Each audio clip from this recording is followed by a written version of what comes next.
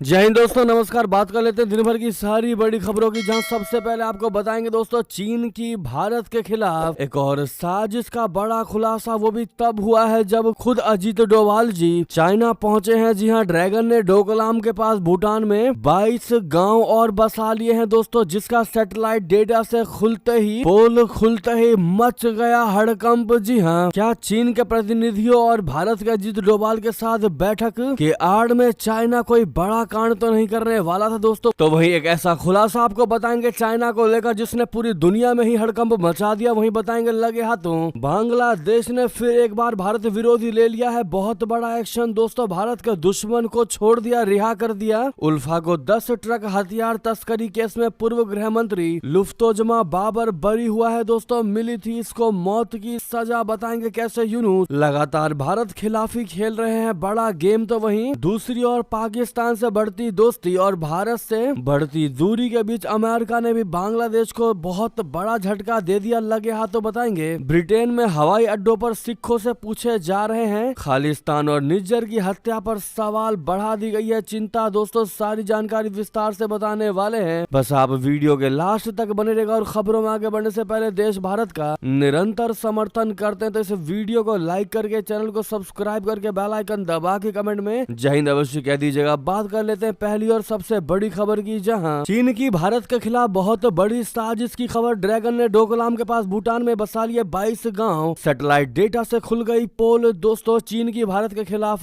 साजिश का बड़ा खुलासा हुआ। सैटेलाइट इमेजरी के अनुसार चीन ने पिछले 8 वर्षों में भूटान की पारंपरिक जमीन पर कम से कम 22 गांव और बस्तियां बनाई हैं। इनमें से 8 गांव 2020 के बाद से डोकलाम पठार के पास बने हैं, जो रणनीतिक रूप से बेहद अहम माने जाते हैं। इन गांवों में सबसे ज्यादा बड़ा गांव जीवू है दोस्तों, जिसे भूटान के पारंपरिक चरागाह तसे थांग खा में बनाया गया है। ये क्षेत्र भूटान के पश्चिमी हिस्से में स्थित है, जहां चीन ने दावा किया है कि इन बस्तियों में 12 सार्वजनिक इमारतें और 330 आवासीय इकाइयां बनाई गई हैं। ये गांव ऐसी जगहों पर बनाए गए हैं जो या तो किसी घाटी में है या किसी ऐसी चोटी पर है जो घाटी पर नजर रखती है। कई गांवों के पास चीनी सैन्य चौकियां और बेस भी मौजूद है दोस्तों। चीन की यह गतिविधि नई दिल्ली के रणनीतिकारों को चिंतित कर रही है, क्योंकि ये सिलीगुड़ी कॉरिडोर यानी चिकन नेक के लिए खतरा बढ़ सकती है। सिलीगुड़ी कॉरिडोर भारत के मुख्य भाग को उसके पूर्वोत्तर राज्यों से जोड़ने वाला एक संकरा क्षेत्र है। डोकलाम क्षेत्र में चीन की स्थिति मजबूत होने से इस गलियारे की सुरक्षा कमजोर हो सकती है। दोस्तों समय बड़ी बात यह है कि इस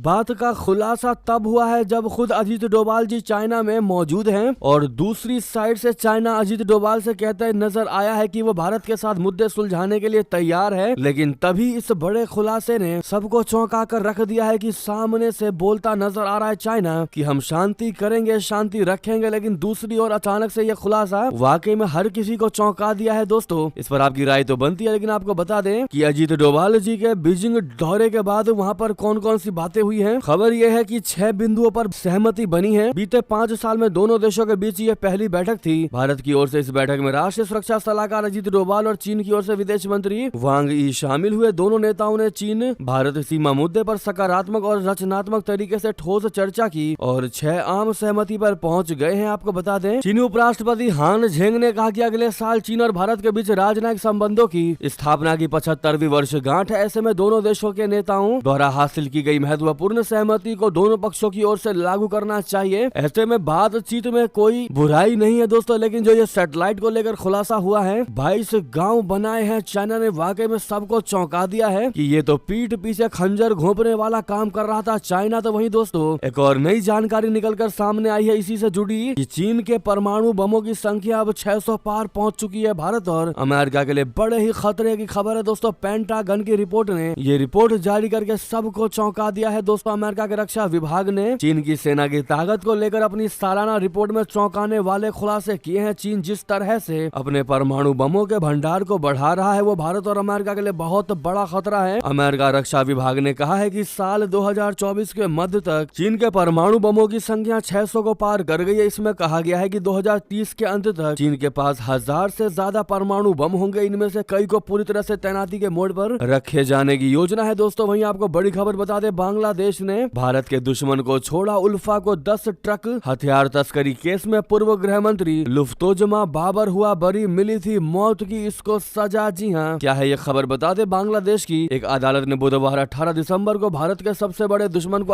आजाद कर दिया। बांग्लादेश हाई कोर्ट ने भारतीय विद्रोहियों को हथियार मुहैया कराने के मामले में मौत की सजा पाए पूर्व गृह मंत्री लुफ्तोजमा बाबर और अन्य 5 को बरी कर दिया है। लुफ्तोजमा बाबर बीएनपी सरकार में मंत्री रहे थे। समाचार एजेंसी एएफपी की रिपोर्ट के मुताबिक बाबर के वकील ने कहा कि उनके खिलाफ पिछली सरकार ने दुर्भावना पूर्वक आरोप लगाए थे। बांग्लादेश में अगस्त में शेख हसीना सरकार को गिराए जाने के बाद ढाका और नई दिल्ली के संबंधों में तनाव आ गया है। ये मामला साल 2004 का है, जब बांग्लादेश पुलिस ने रॉकेट और ग्रेनेड समेत हथियारों से भरे 10 ट्रक को जब्त किए थे। पुलिस ने कहा कि उन्हें भारत के उग्रवादी संगठन United liberation front of Assam यानी उल्फा को भेजा जा रहा था। कोर्ट ने फरार चल रहे उल्फा कमांडर परेश बरुआ की मौत की सजा को भी आजीवन कारावास में बदल दिया है। दोस्तों इतना बड़ा साजिश रचा है दोस्तों बांग्लादेश के यूनुस सरकार ने, जिन्होंने शेख हसीना के काल के सारे फैसलों को भारत विरोधी बना दिया है। यानी कि मोहम्मद यूनुस वो सारे फैसले ले रहा है जो भारत के विरोध में हो और भारत के लिए फेवरेबल ना हो। जी हाँ, वही बता दें, पाकिस्तान से दोस्ती देखकर और भारत से दूरी को देखकर अमेरिका ने भी बांग्लादेश को दे दिया बहुत बड़ा झटका। ठंडे बस्ते में चला गया F-16 का डील। जी हाँ, बांग्लादेश को पाकिस्तान से दोस्ती और भारत से दूरियां बनाने का खामियाजा भुगतना पड़ रहा है। बांग्लादेश में अल्पसंख्यकों पर अत्याचार को बढ़ावा देने वाले यूनुस सरकार को अमेरिका ने झटका दिया है। अमेरिका ने अपने दमदार एयरक्राफ्ट F-16 को बांग्लादेश की खरीदने की कोशिशों को ठंडे बस्ते में डाल दिया है। इसकी एक बड़ी वजह भारत और अमेरिका के बेहतर रिश्ते भी माने जा रहे हैं। भारत और बांग्लादेश के बीच द्विपक्षीय संबंधों में खटास जारी है। वहीं अमेरिका से F-16 डील सिरे नहीं चढ़ने के बाद अब बांग्लादेश चीन के साथ इस डिफेंस डील को कर रहा है, जहां एक और लगातार बांग्लादेश में अल्पसंख्यकों के खिलाफ हिंसा का माहौल है। तो वहीं अब बांग्लादेश ने अपने वायुसेना बेड़े का विस्तार करने का मन बना लिया है। इसके लिए वो चीन के साथ बहुत बड़ी डील करने जा रहा है दोस्तों। तो वहीं आपको बता दें, ब्रिटेन में हवाई अड्डों पर सिखों से पूछे जा रहे हैं खालिस्तान और निज्जर की हत्या पर सवाल, जिसने बढ़ा दी है सबकी चिंताएं। दरअसल ब्रिटेन में बसे सिख समुदाय के लोग हाल ही में हवाई अड्डों पर और बंदरगाहों पर हो रही पूछताछ को लेकर चिंता व्यक्त कर रहे हैं। उन्हें भारत खालिस्तान और सिख धर्म से जुड़े सवालों का सामना करना पड़ रहा है। ये कार्रवाई आतंकवाद अधिनियम 2000 के अनुसूची 7 के तहत हो रही है, जिसमें सुरक्षा अधिकारियों को यात्रियों से पूछताछ करने का अधिकार है। ब्रिटिश लेबर पार्टी की सांसद प्रीत कौर गिल ने इस मुद्दे को गंभीर बताते हुए गृह सचिव येविटे कूपर को पत्र लिखा है। उन्होंने कहा कि सिख समुदाय के कई सदस्यों को बिना किसी ठोस कारण के घंटों रोका जा रहा है। प्रीत गिल ने एक घटना का हवाला दिया जिसमें एक सिख व्यक्ति को मैनचेस्टर एयरपोर्ट पर तुर्की से छुट्टियों के बाद लौटने पर घंटों रोका गया। उससे भारत, पंजाब और खालिस्तान समर्थक नेता हरदीप सिंह निज्जर की हत्या से जुड़े सवाल पूछे गए। दोस्तों वही बता दें, इतना ही नहीं, एक और खबर है खालिस्तानी आतंकी पन्नू की नई साजिश को लेकर, जहां उसने रशिया और भारतीय राजदूत को बड़ी धमकी दे दी अमेरिका ने, लेकिन बाद में सुरक्षा का भरोसा भी दे दिया। दोस्तों खालिस्तानी आतंकी संगठन सिक्स फॉर जस्टिस यानी SFJ के प्रमुख गुरपतवंत सिंह पन्नू ने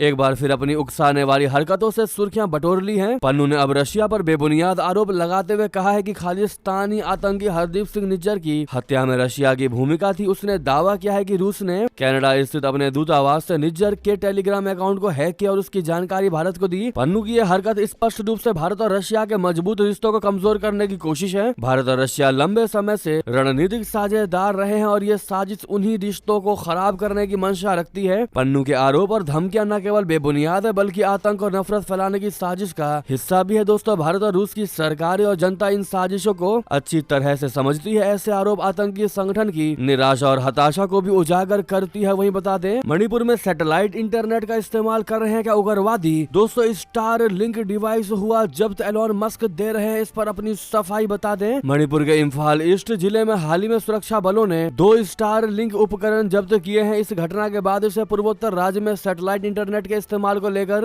अटकलें तेज हो गई है। हालांकि इन अटकलों के बीच स्पेस एक्स के संस्थापक एलोन मस्क ने स्पष्ट कर दिया है कि भारत में स्टार लिंक सैटेलाइट बीम सक्रिय नहीं है। स्पेस एक्स के संस्थापक एलोन मस्क ने कहा कि भारत के ऊपर स्टार लिंक के सैटेलाइट बीम बंद कर दिए गए हैं। भारतीय सेना के स्पीयर कोर ने सोशल मीडिया मंच एक्स पर जब्त की गई चीजों की तस्वीरें साझा की थी, जिसके बाद एक यूजर ने इस पर ध्यान दिया कि उनमें से एक उपकरण यानी डिवाइस पर स्टार लिंक का लोगो था। ऐसे में सबसे बड़ा सवाल तो यही उठता है दोस्तों कि क्या मणिपुर में भी एलोन मस्क का इंटरनेट यूज कर रहे हैं घुसपैठिए। अगर वाकई में ऐसा है दोस्तों तो भारत के लिए बहुत बड़े खतरे की खबर हो सकती है। हालांकि एलोन मस्क ने हर तरीके से इनकार किया है, लेकिन जांच टीम बैठा दी गई है, इसकी जांच चल रही है। जैसे ही कोई खबर आएगी इससे जुड़ी सबसे पहले आपको बताएंगे दोस्तों। लेकिन आपने अभी तक वीडियो को हमारे लाइक नहीं किया है तो आपसे रिक्वेस्ट है दोस्तों, आपके लिए 1 सेकंड का भी काम नहीं है, लेकिन हमें सपोर्ट सपोर्ट मिल जाएगा तो लाइक करना मत भूलिएगा, ताकि हम सभी मिलकर भारत को भी आगे बढ़ा सके इन खबरों के माध्यम से। तो वहीं आपको बता दें, पाकिस्तान सरकार ने 84 भारतीय तीर्थ यात्रियों को दिया वीजा। श्री कटास राज मंदिर के दर्शन कर सकेंगे यात्री। दोस्तों, पाकिस्तान उच्चायोग ने बुधवार को बताया है कि उन्होंने 84 भारतीय तीर्थ यात्रियों को वीजा जारी किए, जिसके बाद ये तीर्थ यात्री पाकिस्तान पंजाब के चकवाल जिले में स्थित प्रसिद्ध हिंदू तीर्थ स्थल श्री कटास राज मंदिर के दर्शन करने जा सकेंगे। ये तीर्थ यात्री 19 से 25 दिसंबर तक पाकिस्तान की यात्रा करेंगे। श्री कटास राज मंदिर को किला कटास के नाम से भी जाना जाता है। ये एक परिसर है जिससे कई हिंदू मंदिर जुड़े हुए हैं। भारत और पाकिस्तान के बीच के द्विपक्षीय प्रोटोकॉल के तहत भारत से सिख और हिंदू तीर्थ यात्री हर साल पाकिस्तान यात्रा पर जाते आते हैं। उसी तरह पाकिस्तानी तीर्थ यात्री भी भारत आते हैं। पाकिस्तानी उच्चायोग ने कहा कि नई दिल्ली स्थित पाकिस्तान उच्चायोग ने पंजाब के चकवाल जिले में पवित्र श्री कटास राज मंदिरों के दर्शन के लिए भारतीय तीर्थ यात्रियों के एक समूह को 84 वीजा जारी किए हैं। वहीं आपको बता दें, कुवैत के ऐतिहासिक दौरे पर जा रहे हैं प्रधानमंत्री नरेंद्र मोदी जी। 43 साल बाद हो रहा है भारतीय पीएम का दौरा। जी हां, प्रधानमंत्री नरेंद्र मोदी जी 21 से 22 दिसंबर 2024 को कुवैत का दौरा करेंगे। पीएम मोदी जी कुवैत के अमीर शेख मशाल अल अहमद अल जाबिर अल सबा के निमंत्रण पर इस मुस्लिम देश की यात्रा करने जा रहे हैं। ये 43 वर्षों में किसी भारतीय प्रधानमंत्री की कुवैत की पहली यात्रा होगी। इस ऐतिहासिक दौरे के दौरान प्रधानमंत्री मोदी जी कुवैत के नेतृत्व से विभिन्न द्विपक्षीय मुद्दों पर चर्चा करेंगे। जी हां, विदेश मंत्रालय के मुताबिक प्रधानमंत्री मोदी जी कुवैत की सरकार और उसके नेताओं के साथ सहयोग, व्यापार और अन्य मुद्दों पर बातचीत करने वाले। ऐसे में हैप्पी जर्नी पीएम मोदी कहना मत भूलिएगा आप लोग। साथ ही साथ बता दें, दोस्त से धोखा खा गए क्या व्लादिमीर पुतिन? यूक्रेन से जंग में किम जोंग उनकी सेना रूसियों को ही लगी मारने। आखिर क्या है वजह है दोस्तों? यूक्रेन को हारने के लिए रूसी सेना करीब 3 साल से पड़ोसी देश में युद्ध कर रही है। लाखों की मौत और अरबों कीमत की हथियार गंवाने के बावजूद रशिया को यूक्रेन में जीत नसीब नहीं हो पाई है। एक तरफ यूक्रेन को अमेरिका और पश्चिमी देशों की मदद मिल रही है, तो वहीं रशिया को अब कुछ महीनों से उत्तर कोरिया का साथ मिला है। उत्तर कोरियाई सैनिक भी यूक्रेन में रूसियों का साथ दे रहे हैं। यूक्रेनियों को मारने के लिए तानाशाह किम जोंग उन ने अपनी सेना को यूक्रेन में उतारा है। हालांकि मामला उल्टा ही पड़ गया। दोस्तों, यूक्रेन खुफिया विभाग की रिपोर्ट के मुताबिक उत्तर कोरिया के सैनिक यूक्रेनियों के बजाय उल्टा रूसियों को ही मौत के घाट उतार रही है। इसकी चौंकाने वाली वजह भी सामने आई है। टेलीग्राम ने यूक्रेन के खुफिया विभाग HAU के हवाले से रिपोर्ट जारी किया है कि उत्तर कोरिया के सैनिक गलती से रूसी सैनिकों को मार रहे हैं। रंग और भाषा को लेकर गलत फहमियों के कारण कोरियाई सैनिक रूसी सैनिकों को यूक्रेनी समझकर मार रहे हैं। ताजा मामला कुजर्ग क्षेत्र में सामने आया है, जहां मॉस्को की सेना इलाके पर फिर से कब्जा करने की कोशिश कर रही है। यहाँ कोरियाई सैनिकों ने 8 रूसी सैनिकों को मार डाला। इन रिपोर्ट्स पर रूसी सेना की ओर से अब तक कोई बयान नहीं आया। अगर ये घटनाएं वाकई सच्ची हैं, तो ये रूसी सेना के लिए चिंता की बात है। दोस्तों, इसके पीछे मुख्य कारण ये भी हो सकता है कि यूक्रेनी सेनाओं और रशिया के सेनाओं में पहचान नहीं कर पा रही है, डिफरेंस पैदा नहीं कर पा रही है उत्तर कोरिया के सैनिक, क्योंकि उनके लिए ये नई जगह है, नया एरिया है, नया क्षेत्र है। वहीं आपको बता दें, आखिर कैसे नौसेना की स्पीड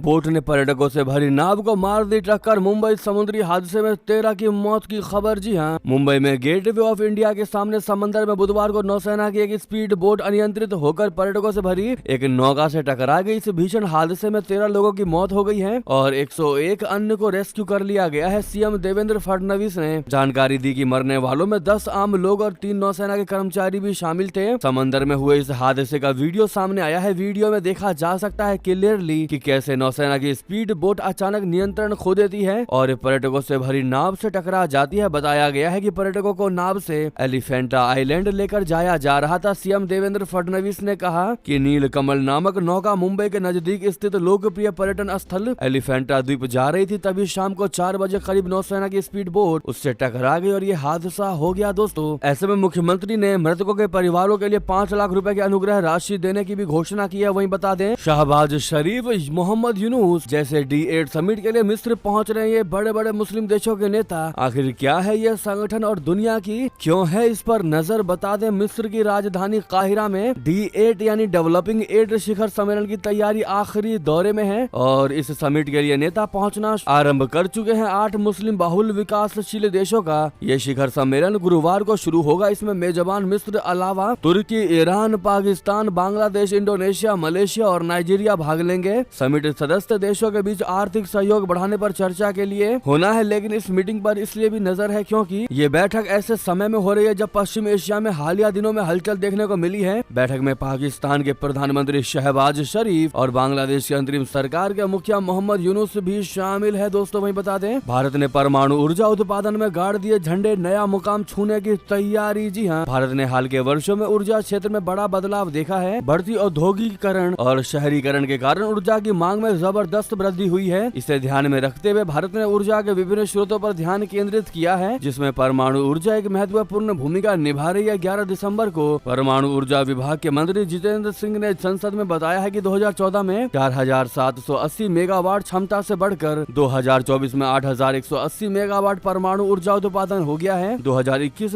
से 32 तक ये क्षमता 22,480 मेगावाट तक पहुंचने का अनुमान है, जो भारत के लिए बड़े ही गर्व की बात है। दोस्तों इसी बीच आपको बता दें, राफेल फाइटर जेट करेंगे परमाणु बम गिराने का अभ्यास एक्सरसाइज। साल भर में चौथी बार एक्शन में फ्रांसीसी वायुसेना। लेकिन सबसे बड़ा सवाल इसके निशाने पर कौन है, तो आपको बता दें, दुनिया में तीसरे विश्व युद्ध के खतरे के बीच फ्रांस की वायुसेना ने ऐलान किया है कि वो इस साल का चौथा परमाणु फाइटर बॉम्बर हमले का अभ्यास करने जा रही है। बताया जा रहा है कि फ्रांसीसी वायुसेना आज की रात ये परमाणु हमले का अभ्यास करने जा रही है। इसे पोकर 2024 नाम दिया गया है। इसमें रात के दौरान चलने वाले अभ्यास में Rafale fighter jet ASMPAR supersonic missile से भयानक युद्ध वाले माहौल में परमाणु हमला करने का जोरदार अभ्यास करेंगे। इस अभ्यास के दौरान परमाणु बम गिराने में सक्षम राफेल के साथ साथ टैंकर और अवाक्स विमान भी मौजूद रहेंगे। इस मिशन के दौरान ये कोशिश की जाएगी कि नकली परमाणु बम से लैस ASMPAR मिसाइल कम ऊंचाई पर उड़ते हुए लाल सागर में काफी दूर मौजूद अपने लक्ष्य तक आसानी से पहुंच जाए। ऐसे में दोस्तों अगली खबर आपको बता दें, जहां पर तुर्की के कारनामे से टेंशन में आ गया भारत, कर दिखाया ऐसा काम जिसे पाकिस्तान समेत बांग्लादेश को मिलेगी ताकत। दोस्तों तुर्की ने ड्रोन तकनीक में वैश्विक स्तर पर बड़ी सफलता हासिल की है। राष्ट्रपति रेसेप तैयब एर्दोगन के नेतृत्व में तुर्की अब दुनिया के 65% ड्रोन और 60% युद्धक ड्रोन बाजार पर कब्जा कर चुका है। तुर्की की प्रमुख ड्रोन निर्माता कंपनी बाइकर ने यह दावा किया है। दोस्तों कंपनी के प्रमुख सेलुक बायरख्तार राष्ट्रपति एर्दोगन के दामाद भी है। वो तुर्की के रक्षा क्षेत्र का चेहरा है। उन्होंने बताया कि तुर्की अब दुनिया का सबसे बड़ा ड्रोन निर्माता बन चुका है। उनका कहना है कि उनकी कंपनी ने अमेरिका की बड़ी ड्रोन कंपनियों को भी पीछे छोड़ दिया है। दोस्तों तुर्की के ड्रोन भारत के लिए एक नई चुनौती बन रहे हैं। तुर्की ने अपने किलर ड्रोन बायरख्तार TB2 और TB3 को भारत के 3 पड़ोसी देशों बोले तो पाकिस्तान, बांग्लादेश और मालदीव को बेचा है। पाकिस्तान ड्रोन का इस्तेमाल सीमा पर गतिविधियों के लिए कर सकता है। बांग्लादेश ड्रोन का उपयोग पश्चिम बंगाल और मेघालय सीमा पर भारतीय इलाकों की निगरानी के लिए कर सकता है, क्योंकि आप जानते हैं बांग्लादेश के साथ अब कैसे संबंध होते जा रहे हैं भारत के,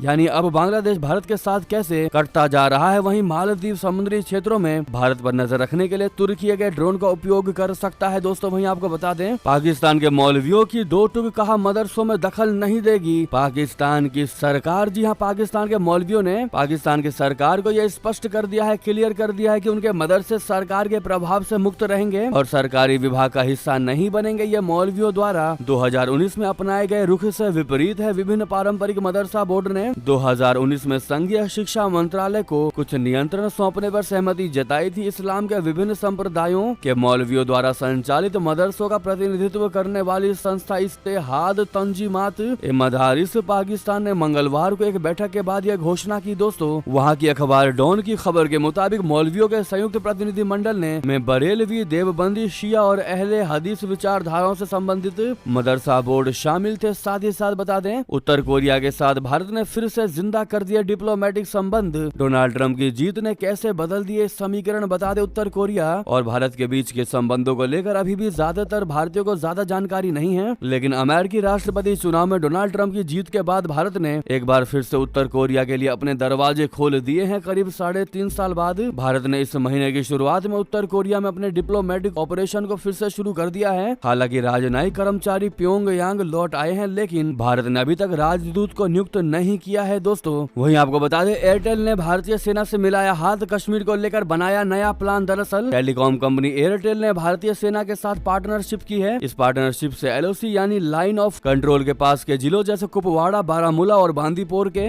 गांवों में कनेक्टिविटी पहुंचाई जाएगी। एक प्रेस रिलीज में टेलीकॉम कंपनी ने बताया है कि उसने इस एरिया में 15 मोबाइल टावर लगाए हैं। इससे स्थानीय लोगों को फायदा होगा और लाइन ऑफ कंट्रोल के पास तैनात सैनिकों को कम्युनिकेशन कनेक्शन मिलेगा। इससे सैनिकों को अपने परिवार के सदस्यों से बात करने में आसानी होगी। लगातार मोदी सरकार के नेतृत्व में दोस्तों जम्मू कश्मीर जैसे ऊपर के इलाके में भी कम्युनिकेशन की कनेक्टिविटी मिल रही है, जो कि बहुत बड़ी बात है। साथ ही साथ आपको बता दें, खैबर पख्तूनख्वा प्रांत में पोलियो कर्मियों को निशाना बनाकर आकर किया गया बम धमाका, 3 जवानों की गई जान। जी हाँ, पाकिस्तान के अशांत खैबर पख्तूनख्वा प्रांत से एक दुखद जानकारी सामने आई है। यहाँ पोलियो कर्मचारियों को ले जा रहे एक वाहन को निशाना बनाकर विस्फोट किया गया। इसमें सुरक्षा बलों के 3 कर्मियों की मौत हो गई और 2 अन्य घायल हो गए। जी हाँ, वही बता दें, अमेरिका में H-1B वीजा प्रोग्राम में बदलाव की घोषणा, भारतीयों को मिलेगा सबसे ज्यादा फायदा। जी हाँ, अमेरिका में पढ़ने वाले और नौकरी की इच्छा रखने वाले लाखों भारतीयों के लिए राहत भरी खबर है। कारण है होमलैंड सिक्योरिटी विभाग यानी DHS ने H-1B वीजा कार्यक्रम को आधुनिक बनाने के लिए अंतिम नियम की घोषणा कर दिया, जिससे अमेरिकी कंपनियों को महत्वपूर्ण नौकरी रिक्तियों को अधिक प्रभावी ढंग से भरने में मदद मिलेगी। दोस्तों वहीं आपको बता दें, अमित शाह जी ने खड़गे पर साधा निशाना, कहा मैं इस्तीफा दे भी दूं लेकिन। पूरी बात आपको बता दें, गृह मंत्री अमित शाह जी ने बुधवार को कांग्रेस पर गंभीर आरोप लगाए, जिसमें उन्होंने कहा कि पार्टी तथ्यों को तोड़ मरोड़ कर पेश करती है और भीमराव अंबेडकर से संबंधित उनके राज्यसभा बयान को भी गलत तरीके से प्रस्तुत किया गया। एक प्रेस कॉन्फ्रेंस के दौरान अमित शाह जी ने कांग्रेस पर आरोप लगाया है कि वो अतीत में भ्रम फैलाने और जनता को गुमराह करने के लिए उनके और प्रधानमंत्री नरेंद्र मोदी के बयानों को गलत तरीके से पेश करती रही। गृह मंत्री अमित शाह जी